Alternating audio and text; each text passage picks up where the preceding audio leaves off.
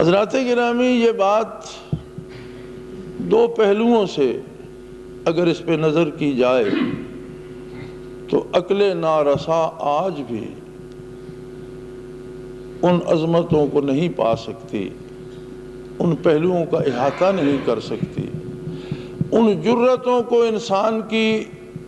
فانی نظر دیکھ نہیں سکتی جو اس جملے کے پیچھے ہیں کہ رسول کا منصب ہوتا ہے دو طرح کی باتیں، دو پروگرام امت کو دینا۔ ایک حصہ ہوتا ہے بندے کا تعلق اپنے خالق مالک اور رب کے ساتھ، اس میں ایمان عقیدے سے لے کر عبادات ایک شعبہ ہوتا ہے جو فرد کا تعلق اس کے معبود برحق سے ہوتا ہے۔ دوسرا شعبہ ہوتا ہے جو تعلق بندوں کا بندوں سے ہوتا ہے۔ یہ جو دوسرا شعبہ ہے یہ اتنا مشکل ہے کہ پوری امت میں ہر فرد کے حقوق و فرائض کی تعیین کی جائے۔ اس میں غریب بھی ہیں، فقیر بھی ہیں، محتاج بھی ہیں، مالدار بھی ہیں، اس میں طاقتور بھی ہیں، کمزور بھی ہیں، اس میں بڑے بڑے فاضل بھی ہیں اور جاہل بھی ہیں،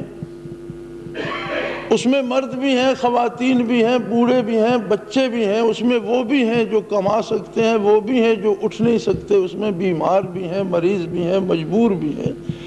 اب ایک ایک فرد کے لیے حقوق کی فہرست بنائی جائے، پھر ایک ایک فرد کے لیے ڈیوٹی تقسیم کی جائے، فرائض تقسیم کیے جائے، اور پھر مزے کی بات تب ہے جب اس سارے پروگرام کی نگرانی کا ذمہ بھی لیا جائے کہ یہ ایسا ہی ہوگا۔ تمام انبیاء نے یہ کمال کیا، اللہ نے انہیں یہ علم و فراست عطا فرمایا، پروگرام بنا کر عطا فرمائے۔ لیکن ایک اور بات، ہر نبی کسی قوم، کسی خاص علاقے اور ایک خاص وقت تک کے لیے تشریف لایا تو وہ حقوق و فرائض کی فہرست بھی محدود ہو گئی۔ یہ اعلان کہ ایھا الناس انی رسول اللہ الیکم جمیعا، اولاد آدم جہاں تک ہے اور جب تک باقی رہے گی سب کے لیے ایسا راستہ متعین فرمانا کہ دنیا مختلف خطوں میں بٹی ہوئی ہے، ہر خطے کا موسم الگ ہے، اوقات الگ ہے، دن رات الگ ہے،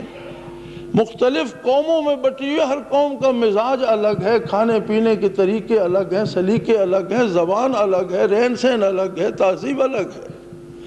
ہر ایک کو اپنی تہذیب کے ساتھ لگاؤ ہے، اس پہ فخر ہے۔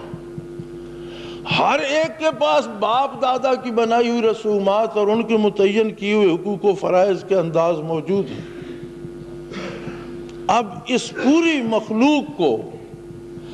ایک ایسا رشتہ اللہ سے رشتہ قائم کرنے کا ایسا طریقہ، ایسا سلیقہ جو موسموں، اوقات اور مزاجوں سے بالا تر ہو کر پوری انسانیت کے لیے قابل عمل ہو، یہ عطا کرنا آسان کام نہ تھا۔ یہ صرف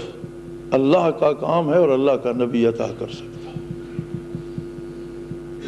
اور عجیب بات ہے، 14 صدیاں اس پہ گواہ ہیں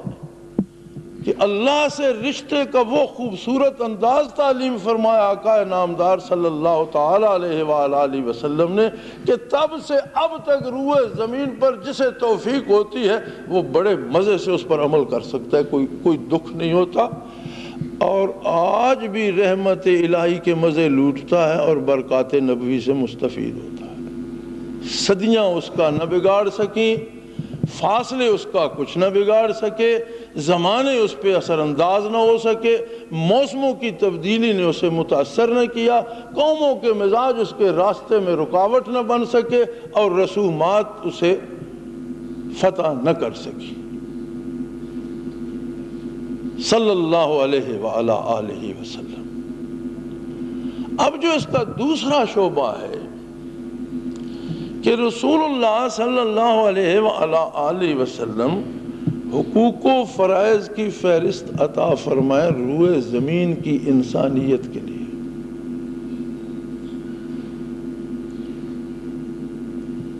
یہ اتنا آسان کام نہ تھا۔ کوئی بیٹھ کے سوچے، ہم تو اپنے گھر کے 4-5 بچوں کے لیے کام نہیں بانٹ سکتے، اور جو ہم بانٹتے ہیں انہیں پسند نہیں آتا۔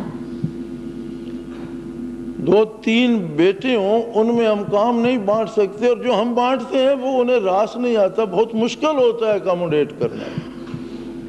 روئے زمین کے ہر فرد کو وہ حسین امتزاج عطا کرنا کہ کسی کے حق پر آنچ نہ آئے اور کسی پر اس کی ہمت سے زیادہ بوجھ بھی نہ پڑے۔